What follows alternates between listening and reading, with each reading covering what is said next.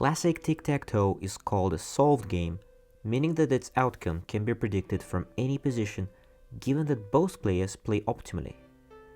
And if they play optimally from the beginning, the game will always end up in a draw. By the way, the most optimal move for the first player is to put a cross in the center, and the best move for the second player is to occupy one of the corners. After that, two rules must be followed. If you can win with the next move, make that move.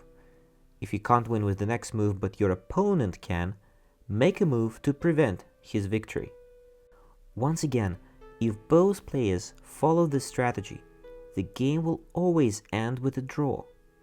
So, this game is quite boring. Instead, why don't we play inside a cube?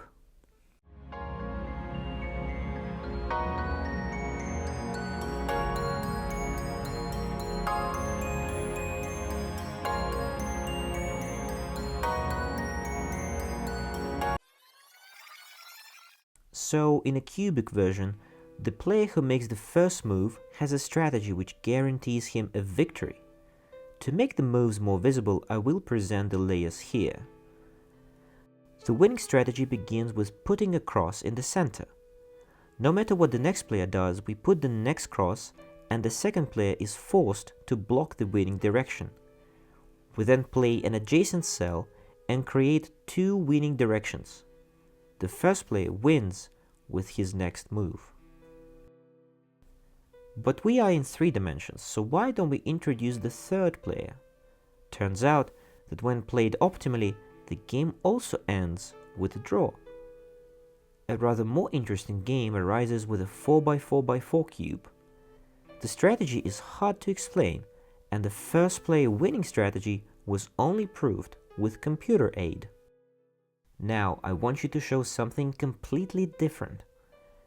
Imagine an infinite grid with 2 players. The first one can put 2 crosses inside any 2 cells during his move.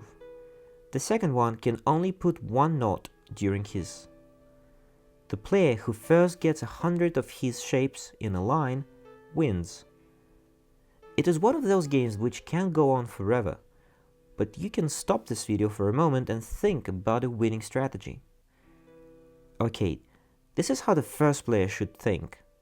Imagine a lot of vertical 100x1 strips and start filling them with crosses. The second player can do whatever, but once he puts a circle inside one of our strips, we forget about it. Because we can put 2 crosses during our turn, we fill out the strips faster than our opponent, and the minimal number of strips which guarantees a victory is 2 to the 100th power. So, not a very practical game.